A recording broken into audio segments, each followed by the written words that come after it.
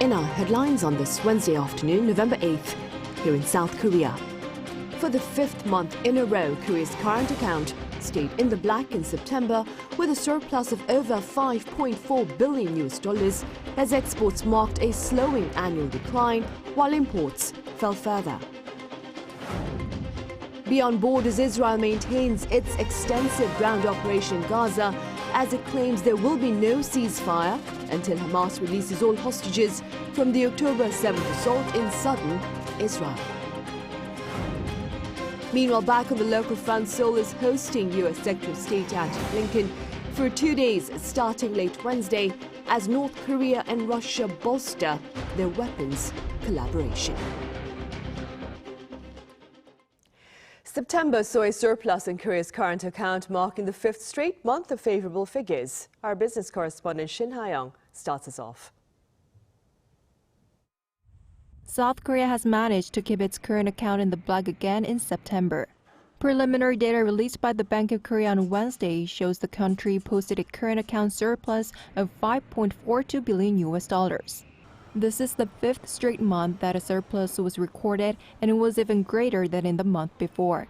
The surplus growth comes on the back of a recovery in exports and lowered global oil prices compared to the same period last year. The goods balance, which tracks imports and exports, saw a surplus of $7.42 billion last month, recording a surplus for the sixth consecutive month. The country exported over $55.6 billion worth of goods, an on-year decrease of 2.4% and the 13th straight on-year decline. By items, shipments of semiconductors are still below last year's figure, but the drop has been slowing down. On the other hand, the drop in imports was greater than that of exports as the cost of importing raw materials dropped due to lower energy prices. A rise in dividend income from Korean subsidiaries located overseas also contributed to the current account surplus. Meanwhile, the services account, which tracks earnings and spending on overseas trips and transport, suffered an extended loss of $3.2 billion. Despite successive surpluses, the total surplus from January to last month is only around $16.6 billion, which is about 65% of the level for the same period last year. The BOK forecasts that the current account will continue to maintain a surplus in October and in the fourth quarter overall as well. The surplus in the fourth quarter is expected to continue thanks to improvements in the semiconductor industry and strong car exports. But there's a chance the surplus may decrease compared to the third quarter due to uncertainties in oil prices and potential increases in energy imports for winter heating. He added that despite the uncertainties, the surplus for this year is expected to meet the bank's outlook of $27 billion. Shin Ha-young, Arirang News. And the government here is looking to ease the red tape hindering investment initiatives by companies in hopes of facilitating the country's economic rebound. Our Shin Se-byuk reports.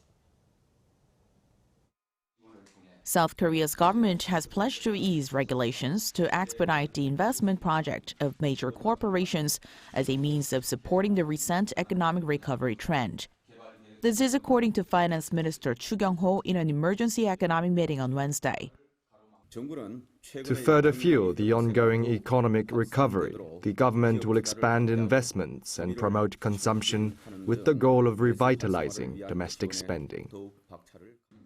To do so, the government rolled out tailored deregulatory measures for 18 private projects worth a total of 46 trillion won, or over $35 billion.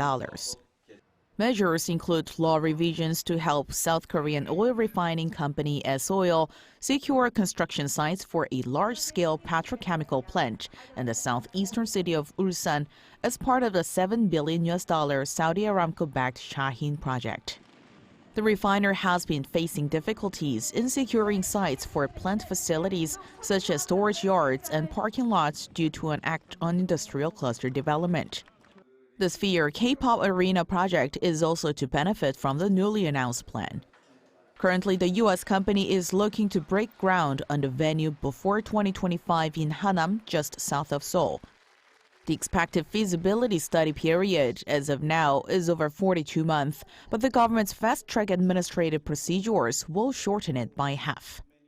Special rules on hazardous material management will shorten the construction time for battery factories and reduce cost for South Korean battery makers. LG Energy Solution, Incheon, and others are planning to invest nearly 2 trillion won, or over $1.5 billion over the next couple of years to build new facilities in the Chungcheongnam and Pukto provinces. Other projects on the government support list include the establishment of a world-class arts center branch in the southeastern city of Busan and a new airport in the country's southeastern region. 신세벽, Arirang News. For the first time in 7 years, Korea has been removed from Washington's currency monitoring list. Now, earlier this week, the U.S. Treasury shared its semi-annual report on the foreign exchange policies of its 20 major trading partners against 3 thresholds.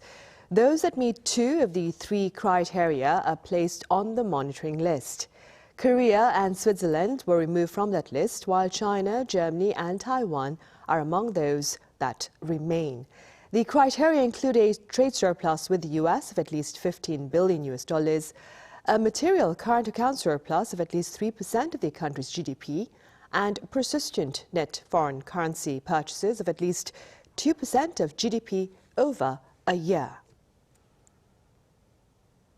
Korea's southern port city of Busan is hosting this year's Invest Korea Summit, and quite a number of foreign firms have pledged investments. Our An Sung-jin was there.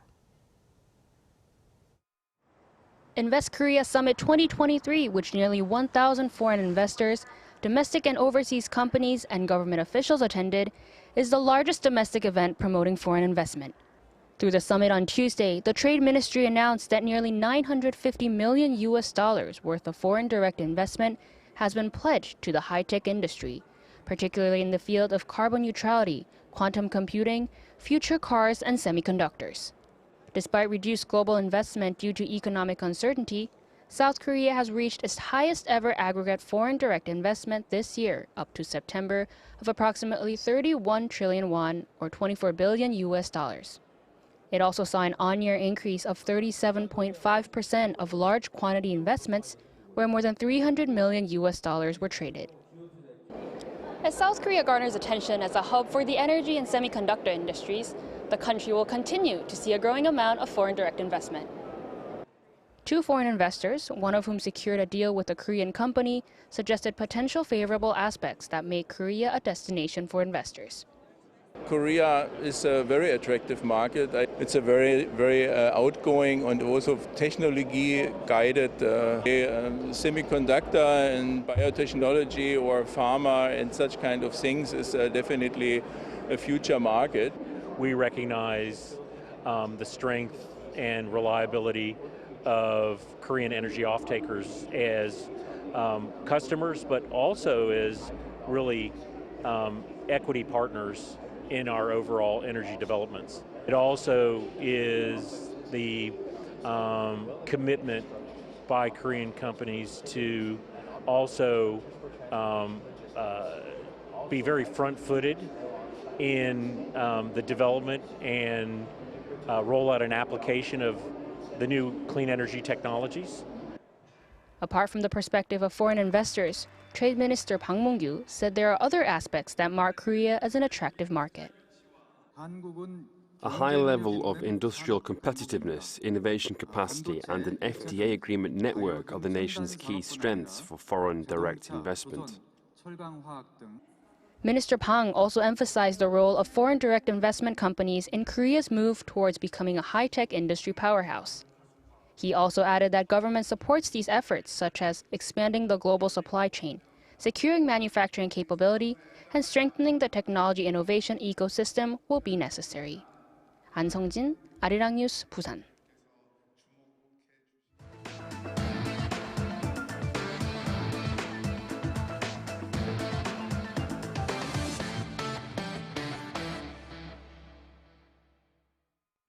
President Seoul is playing host to Italian President Sergio Mattarella starting later today as they sit down for summit talks. The welcoming ceremony at the Yongsan Presidential Office will officially kick off the 3-day state visit, which will cover economic collaboration as well as space and technology. Following a signing ceremony for MOUs, a joint press conference will also be held. President Mattarella landed at Seoul Air Base back on Tuesday, and Korea is his first stop as he seeks to strengthen Italy's interests in Asia. U.S. Secretary of State Antony Blinken is flying into Korea later this evening following the G7 foreign ministers meeting in neighboring Japan. Blinken is scheduled to sit down with Foreign Minister Park Jin tomorrow, that is Thursday, to address mutual concerns including North Korea's weapons collaboration with Russia. President Yoon Suk-yeol will also meet with Blinken during the latter's two-day visit. Blinken was last here in South Korea in March 2021. In the Middle East, Israeli authorities appear resolute in maintaining their extensive ground mission in Gaza, adding that a ceasefire will only occur if all hostages taken by Hamas are released. Our Lee Seung-jae has the latest. The Israeli military continues to push forward with their air and ground offensives, with Israeli Defense Minister Yoav Gallant announcing on Tuesday that the Israel Defense Forces troops are now in the heart of Gaza City.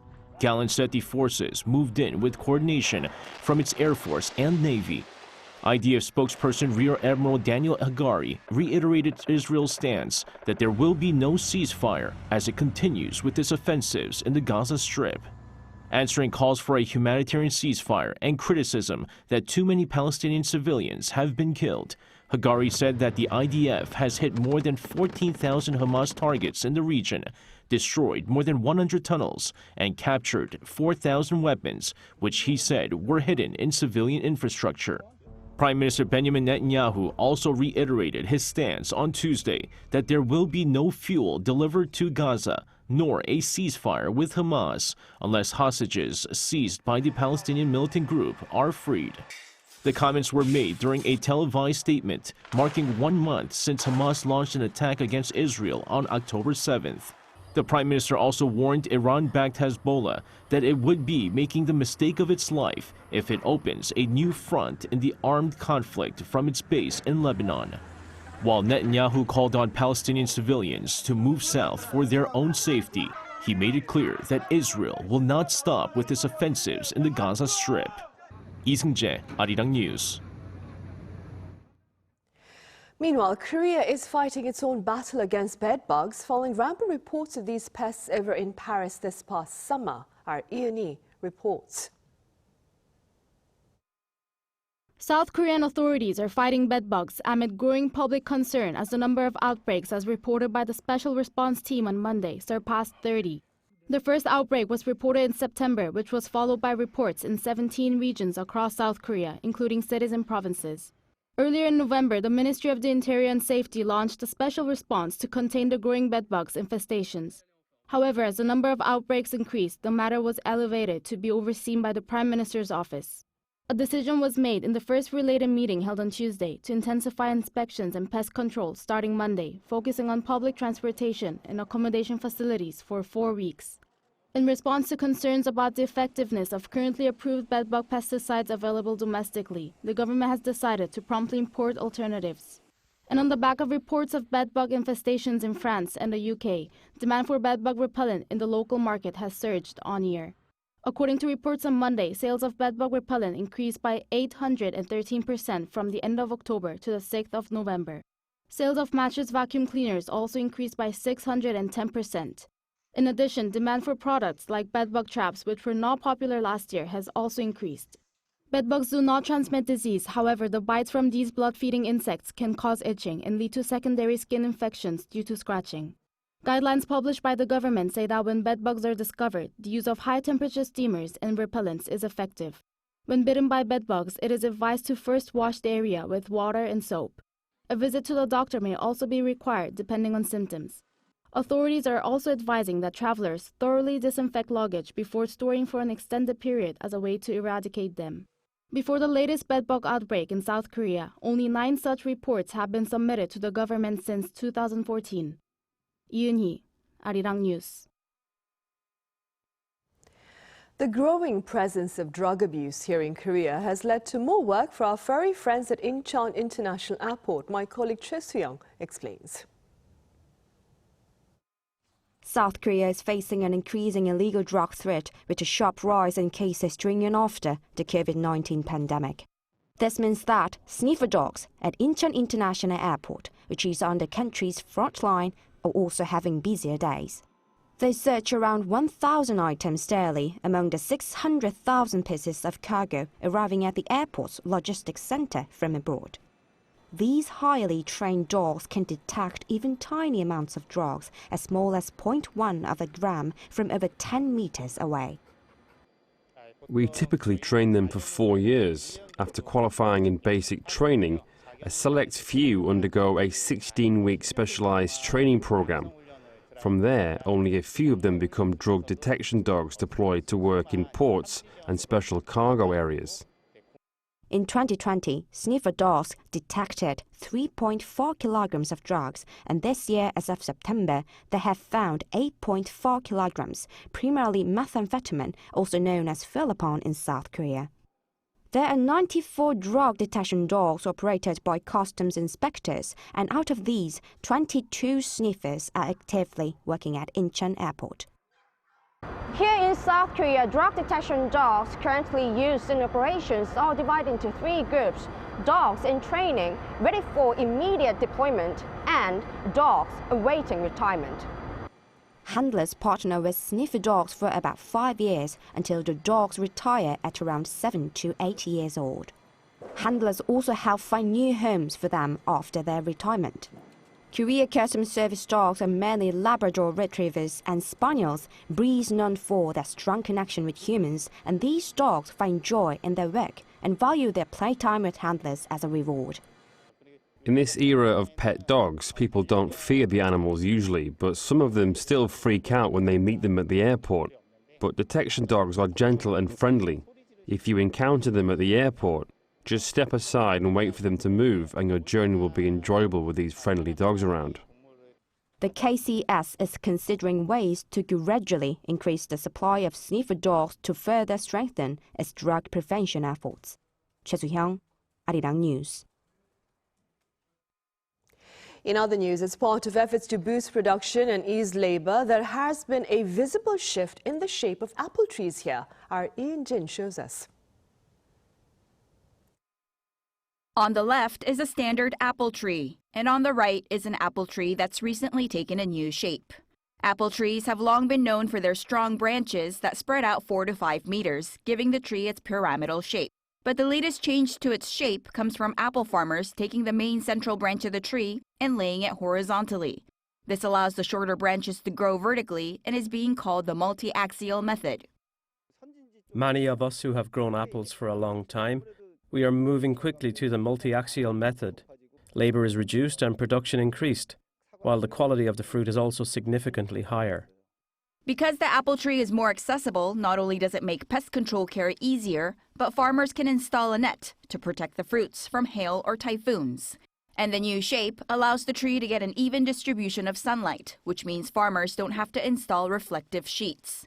A test cultivation batch also showed higher production of up to 3 times the number of apples. The fruit quality is higher and the size bigger. Growing closer to the ground makes them sweet. This multi-axial branching of the tree makes the fruits get sunlight evenly, which you can see in the color of the apples. This new multi-axial method of laying the main branch of fruit trees horizontally has already gained great popularity among farmers, and its application is expected to expand to other fruit trees in the near future. 이은진, Arirang News.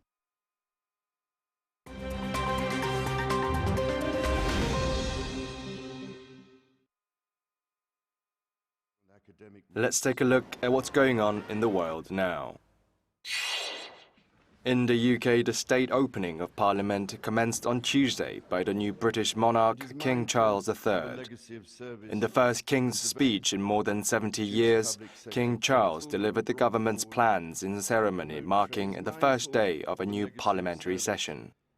In the speech, the King outlined Prime Minister Rishi Sunak's planned legislation, which included approval of new oil and gas development in the North Sea, curbing of smoking by minors, support for Ukraine and humanitarian aid to Gaza.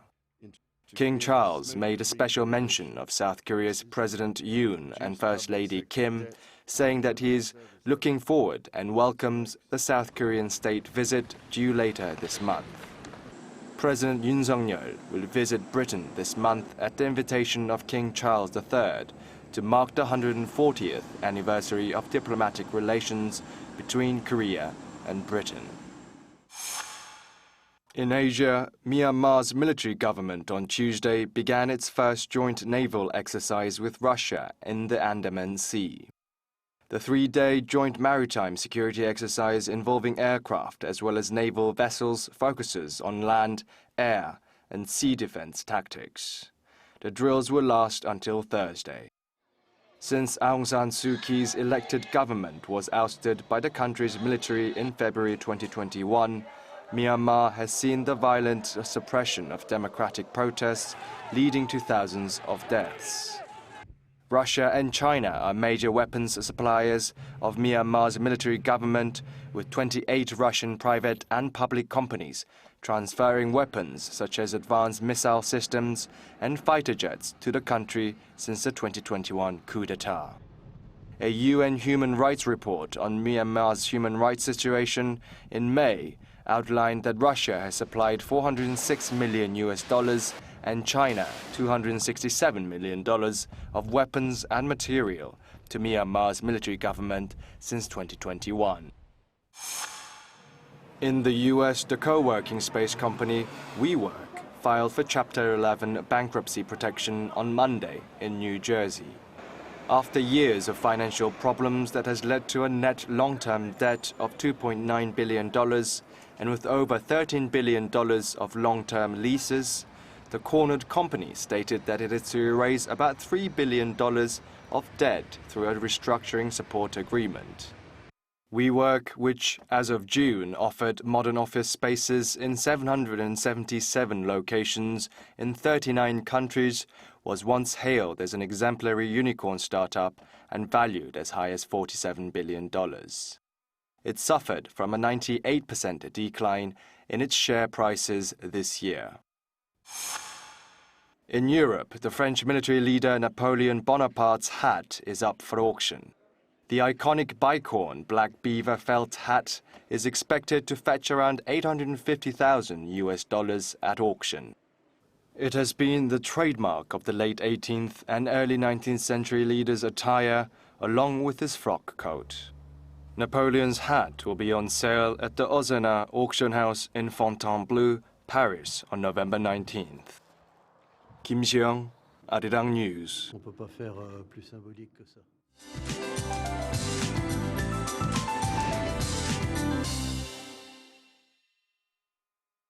Good afternoon. It's Ipdong today, marking the onset of winter on the seasonal calendar. And it surely was an early winter-like morning across Korea, with many places seeing the first frost and ice of the season. But the early cold snap eases this afternoon. Even a cold wave advisory in parts of Gyeongsang-do provinces have also been lifted. Afternoon highs are going up to norms today, nearly 5 degrees higher than yesterday here in Seoul. So a morning winter jacket might feel too warm for the day. Then Mother Nature will give us a break from early winter weather tomorrow. Sunny skies to start out the day, then more clouds will be rolling in as the day goes on. Highs will go up 4 to 5 degrees higher this afternoon in most places. Seoul topping out at 15 degrees, Busan at 20 degrees this afternoon. Then the early winter chill returns on Friday, and the weekend is set to be a freezing one, with morning temperatures dropping to sub-zero levels here in Seoul, so please stay warm. That's Korea for you, and here's a look at the international weather conditions.